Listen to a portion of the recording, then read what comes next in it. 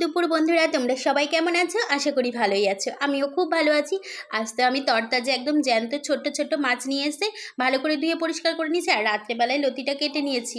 সকালবেলা সব কিছু করে গুছিয়ে হয় না, তার জন্য ধুয়ে পরিষ্কার করে মাছটা লাল লাল করে ভেজে তুলে রাখলাম। আর আমি লতি ফোড়নে দিয়ে দিলাম পেঁয়াজ আর কাঁচা লঙ্কা কুচি, ভালো করে নেড়ে চেড়ে কাশ্মীরি লঙ্কার গুঁড়ো, হলুদ, লবণ আর স্বাদ মতন চিনি দিয়ে ভালো করে কষিয়ে নিয়েছি। তারপরে দিয়ে দিয়েছি লতিটা একটু নাড়াচাড়া করে, একদম জল দিইনি, হালকা আঁচ দিয়ে আমি ঢেকে ঢেকে লতিটা রান্না করব।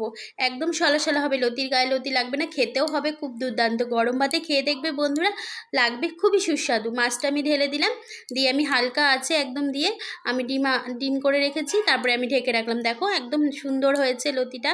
তারপরে নিয়ে নিয়েছি ছাতু, আমাদের খুবই পছন্দের জিনিস ছাতু তো তোমরা শরবত খাও, গোলা খাও, আমি তো ছাতু দিয়ে ভাত খেতে খুবই ভালো লাগে। আমি এখানে পেঁয়াজ কাঁচা লঙ্কা কুচিয়ে নিয়েছি, ছাতুটা ভালো করে মেখে আর নিয়ে নিয়েছি চপ, বাঙালি প্রিয় খাবার চপ, ঐতিহ্যময়। তা আমি ভাতটা তো বেড়ে নিয়েছি, দুপুরের খাবারটা আমার হেভি সুন্দর হয়েছে বন্ধুরা। তোমরা কমেন্টে জানিও তোমরা কি দিয়ে খেলে। রাধে রাধে।